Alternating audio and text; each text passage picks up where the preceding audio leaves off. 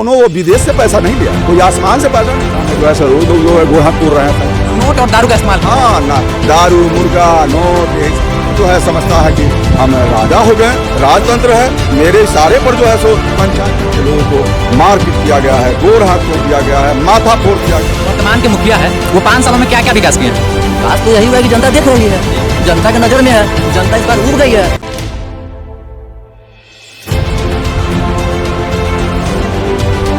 नमस्कार, अंकित चौधरी नाम है मेरा और आप देख रहे हैं न्यूज कवर।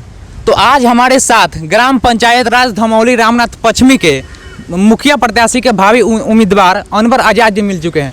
तो आज हम इनसे कुछ बात करेंगे, जानेंगे कि इनका रणनीति क्या है और राजनीतिक में कैसे इनका आना हुआ। तो इनसे आज पूरा बातचीत करेंगे। तो सबसे पहले तो आपका न्यूज कवर में बहुत बहुत स्वागत है अनवर आजाद जी। इसमें आपका भी स्वागत है। तो अपनी जुबानी आप थोड़ा बता दीजिए, अपना छोटा सा परिचय और आप किस पद के उम्मीदवार हैं, ये आप अपनी जुबानी थोड़ा सा बता दीजिए हमारे दर्शकों को। हम अनवर आजाद हुए समाज सेवी हैं जी। और पूर्व केंद्रीय मंत्री महान समाजवादी बाबू रघुवंश प्रसाद सिंह के हम लोग शिष्य हैं और समाज सेवा के उद्देश्य से राजनीति में आए हैं। और मुखिया बनने का जो सोच मैंने लेकर आया, उसका उद्देश्य है कि भ्रष्टाचार व्यापक पैमाने पर फैला हुआ है, उसको जो है से उस मतलब भ्रष्टाचार से मुक्ति दिलाने के लिए जो है सो हमको मजबूरी आना पड़ा जी। तो आप मुखिया प्रत्याशी हैं, तो आप थोड़ा सा बता दीजिए कि मुखिया होता क्या है और मुखिया का क्या जवाबदेही है, ताकि आप जब जीत के मुखिया पद पे आप अपने पंचायत में आते हैं तो आप जवाबदेही को मद्देनजर रखते हुए आप विकास का काम करेंगे। मुखिया का जवाबदेही बहुत बड़ा है जी, क्या? लेकिन लोगों को जानकारी नहीं है। मुखिया का मतलब होता है जैसे आप परिवार में 5 सदस्यीय 10 सदस्यीय परिवार है, उसका एगो गार्जियन अगर कोई है तो वो परिवार के मुखिया है।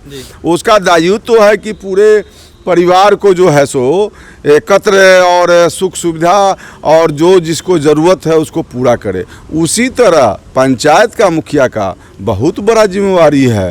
अंतिम पायदान पर जो बैठा हुआ आदमी है, जिसको खाने का उपाय नहीं है, जिसको रहने का उपाय नहीं है, जिसको स्वास्थ्य की व्यवस्था नहीं है, जीने के लिए वो बेचैन है, उसको जो है सो सुख सुविधा जो सरकारी है और बहुत चीज़ तो जो है सामाजिक स्तर पर मानवीय व्यवस्था के हिसाब से और मानव का जो धर्म बनता है उस हिसाब से जो है उसको जो है देखभाल करना, ये मुखिया का दायित्व है।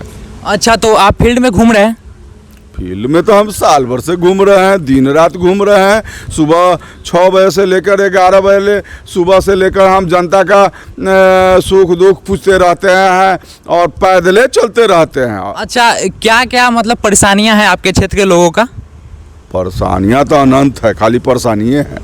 कुछ बता दीजिए क्या क्या परेशानियां हैं, ताकि आप उस परेशानियों को मुखिया पद पे आने के बाद उसको आप सही कर सकें।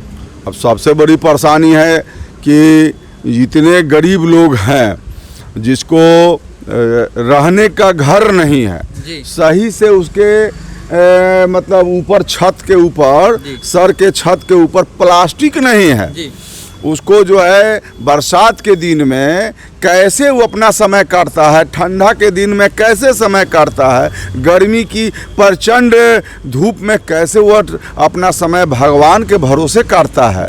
बहुत सी परेशानियां हैं। उनको बेरोजगारी का समस्या है, उनको जो है स्वास्थ्य प्रॉब्लम है। और ये मुखिया का दायित्व तो है कि अंतिम पायदान पर जो व्यक्ति है उसको पहुंचाना। ये तरह तरह सड़क की समस्या है, नल जल की समस्या है, इसके बाद जो है सो स्ट्रीट लाइट होना चाहिए पंचायत के अंदर। आप चलें कोई बिहार के अंदर जितने भी मतलब सुख सुविधा सरकार का पंचायती राज में आता है वह सबको एक समान आता है। इसी चलिए सिवानी पंचायत में की मुखिया हैं रितु जायसवाल, कौनो वो विदेश से पैसा नहीं लिया है, कोई आसमान से पैसा नहीं लिया है। वो जो सरकार और पंचायती राज द्वारा जो पंचायत को मुहैया कराया जाता है, जो योजना आया है, उसी के हिसाब से वहाँ जाकर देखने की चाहिए, लोगों को जाकर लेसन लेना चाहिए। वहाँ जो है डस्टबिन है, सड़क चमक रहा है, वहाँ स्ट्रीट लाइट लगा हुआ है, नाला है, हमारे यहाँ तो सड़क जो है बन रही है और एक साइड से टूटते जाता है, बन रहा है और गड्ढा में जो है सर रोज़ लोग जो है गोड़ हाथ तोड़ रहे हैं, साइकिल तोड़ रहे हैं, बच्चे बच्चियाँ को स्कूल आने जाने में परेशानी हो रहा है। परेशानियाँ अनंत है, कितना आप देखिएगा। जी, राजनीति का मतलब होता है सेवा करना। राजनीति का अर्थ है बुराई से लड़ना। जी, और कुछ जो लोग हैं जो राजनीति को बिजनेस बना चुके हैं, मतलब आते हैं, पैसा लगाते हैं और जीतने के बाद उस पैसा को कैसे दुगना तिगुना किया जाए इस पे लग जाते हैं, ना कि वो विकास की ओर देखते हैं। तो उसके बारे में आप क्या कहना चाहेंगे? देखिए, ये सब जो है ना समाजवाद का अंत हो गया है। लोग जितने भी अभी हमारे पंचायत के अंदर जो मुखिया के उम्मीदवार हैं, कुछ लोग जो है ज़मीन बेच के कर्ज लेके दारू पिला रहे हैं, मीट मुर्गा खिला रहे हैं, तरह तरह के कर रहे हैं। एक हवा फैल गया हुआ है कि हम मुखिया बने, हम पैसा कमाएं, बहुत पैसा कमाएं, जनता का लूटे। तो इस सोच से राजनीति नहीं ना होगा। राजनीति का मतलब बुराई से लड़ना, गरीबों और मजलूमों को मदद करना और जनहित में जो हो उसकी मतलब जनता के हित के लिए अगर पहाड़ से भी अगर टकराना पड़े तो टकराए, ये होता है राजनीति। आप कब से इस राजनीतिक में आए हैं? जैसा कि आप एक बिजनेसमैन हैं, और क्या आवश्यकता पड़ी कि आपको इस राजनीतिक भीड़ भाड़ में, राजनीतिक उथल पुथल में आना पड़ा? राजनीति हम 1995 से कर रहे हैं। जिस समय मुफ्ती मोहम्मद कासिम साहब बिहार नंबर 1 सबसे अधिक वोटों से इन्होंने जीत कर जो है सो विधानसभा में जो है सो पहुंचने का काम किए थे। उन्हीं के समय से हम राजनीति जो है सो ऑफिशियल राजनीति कर रहा हूं। और 2001 से हम चुनाव लड़ रहे हैं। 2001 में मुखिया का चुनाव लड़े, चंद वोटों से हार गए। 2006 में हम समिति लड़े, हम अपने पत्नी को लड़ाए, मतलब महिला सीट था, तो जो है से प्रमुख बनने के लिए उसमें भी कुछ वोटों से 10-20 वोट से हार गए। फिर 11 में हमारी समिति पुनः पत्नी लड़ी, कुछ वोटों से हार गई।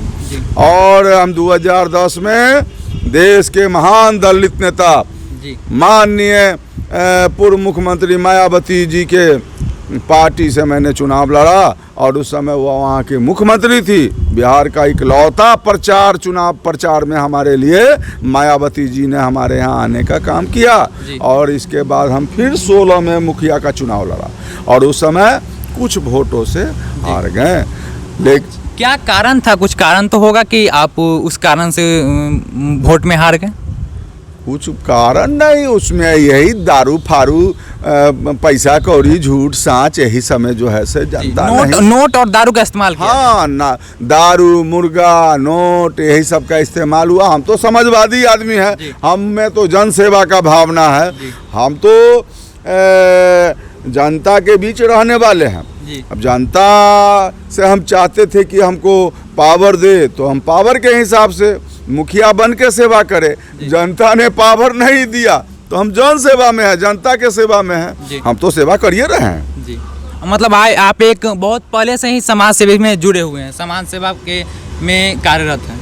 25 वर्षों से हम राजनीति कर रहे हैं। हमारा विभिन्न पार्टियों में आना जाना रहा। राष्ट्रीय जनता दल में रहे, बाबू रघुवंश प्रसाद सिंह स्वर्गीय महान समाजवादी नेता रहे हमारे। हम लोजपा में रहे, स्वर्गीय रामविलास पासवान जी के साथ हम 7-8 साल 9 साल रहे हैं। इसके बाद उपेंद्र कुशवाहा जी के साथ हम रहे। हम तो बड़े बड़े नेताओं के साथ रहे हैं, सब कई पार्टियों में रहे हैं। और हम मुखिया के चुनाव हम एकदम जो हमारे पंचायत का स्तर गिर गया है, उस स्तर को उठाने हम आए हैं। भ्रष्टाचार इतना चरम पर है कि जो है सो मुखिया बना है और मुखिया का पुत्र जो है समझता है कि हम राजा हो गए, राजतंत्र है, मेरे इशारे पर जो है सो पंचायत चले। अब देखिए ना, हाल फिलहाल में पूर्व सरपंच के परिवार के लोगों को मारपीट किया गया है, गोड़ हाथ तोड़ दिया गया है, माथा फोड़ दिया गया है। ऐसा जो है आतंक फैल गया हुआ है हमारे पंचायत में। इसलिए हमको जो है सो पंचायत चुनाव जो है सो जनता का हम पर दबाव है कि नहीं आप लड़िए, क्योंकि पंचायत में जो कुरीतियाँ फैल चुका हुआ है, जो व्यवस्था गड़बड़ा गया हुआ है, जो व्यवस्था चरमरा गया है, उसको आप ही के माध्यम से ठीक होगा। और मैं आपके चैनल से अपने पंचायत के जनता को आश्वस्त कर देना चाहता हूँ कि हमारे राज्य में भ्रष्टाचार नहीं चलेगा और ये पंचायत के अंदर में एक भी जो है गड़बड़ी हम नहीं चलने देंगे। 100 में 100 जो होगा वह जनता के पास पहुंचेगा और गरीब के का ही कल्याण होगा। हम अमीरों को कुछ नहीं दे सकते हैं, उनको हम सम्मान देंगे जी। क्योंकि हमारे गरीब जो जनता भाई है उन लोगों का पहला प्राथमिकता है कि उन लोगों को हमको जो भी आर्थिक मदद या जो भी तरह के मदद शासन प्रशासन द्वारा जो मुहैया होगा वो समाज के अंतिम व्यक्ति तक के पहुंचाना मेरा लक्ष्य रहेगा।